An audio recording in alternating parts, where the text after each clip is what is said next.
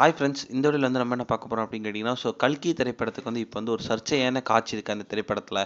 அதனால வந்து இப்போ வந்து அந்த திரைப்படத்துக்கு வந்து ஒரு நோட்டீஸ் வந்து அனுப்பிச்சிருக்காங்க. நடிகர் பிரபாஸ் நடிப்பில நாக் அஸ்வின் இயக்கத்தில உருவான இந்த திரைப்படம் தான் கல்கி. இந்த திரைப்படம் வந்து ஜூன் 27ஆம் தேதி வந்து வெளிவந்துச்சு. இந்த படத்தில ஏகப்பட்ட பெரிய பெரிய நட்சத்திரங்கள் நடிச்சிருந்தாங்க. ஒரு அமிதாப் பச்சன், கமலஹாசன், தீபிகா படுகோன், தீஷா பத்னி, பசுபதி மற்றும் ஷோபனா இந்த மாரி வந்து நெறைய பேர் வந்து இந்த திரைப்படத்தில நடிச்சிருந்தாங்க. அது மட்டும் இல்லாம ஒரு கேமியோ ரோல்ல வந்து இந்த திரைப்படத்தில வந்து எக்கச்சக்க தெலுங்கு ஆக்டர்ஸும் வந்து நடிச்சிருந்தாங்க. பெரிய பெரிய பட்ஜெட்ல வந்து இந்த திரைப்படம் வந்து ரிலீஸ் ஆச்சு.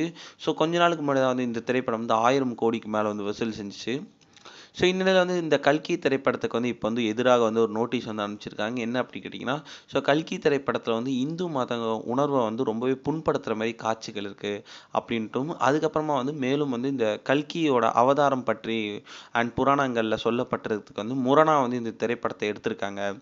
இது வந்து தவறான விஷயம் என்று படக்குழுவினர் மேல வந்து இப்போ வந்து அவங்க வந்து நோட்டீஸ் வந்து அனுப்பிச்சிருக்காங்க.